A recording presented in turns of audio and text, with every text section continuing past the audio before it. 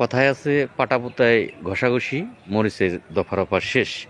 ৪৭,০০০ গ্রাম police বাহিনীর সদস্যদের দশা সেই মরিচের মতো হয়ে গিয়েছে। মাত্র ৬,৫০০ টাকা বেতন। সেই বেতনটা আজ থেকে ৫ বছর আগে বাড়ানো হয়েছিল।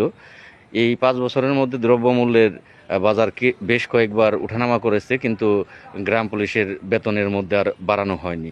এই বছর আমরা যাও আশা করেছিলাম যে আমাদের ভাগ্যের পরিবর্তন হয়তোবা সরকার এবছর ঘটাবে, কিন্তু অত্যন্ত দুঃখজনক ব্যাপার, সেই দাবিটাও যৌক্তিক।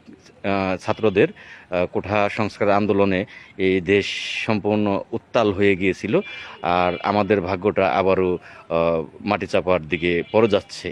তো যখনই আমরা আমাদের ভাগ্য পরিবর্তনের জন্য আমরা চেষ্টা করি বা আমরা আশা করি, তখনই সাইক্লোন, ঘূর্ণিঝড়ের মতো প্রাকৃতিক দুর্যোগের মতো বিভিন্ন কিছু আমাদের সামনে এসে বাধা হয়ে দাঁড়ায় আমাদের ভাগ্যের কাছে।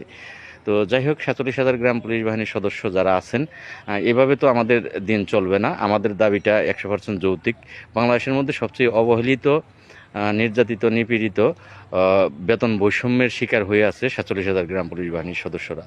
তো আপনারা কি ঘরে বসে থাকবেন নাকি দাবি আদায়ের জন্য, এটা যৌক্তিক দাবি, দাবি আদায়ের জন্য আমরা আমাদের মতো চেষ্টা করব, রাজপথে নামবো?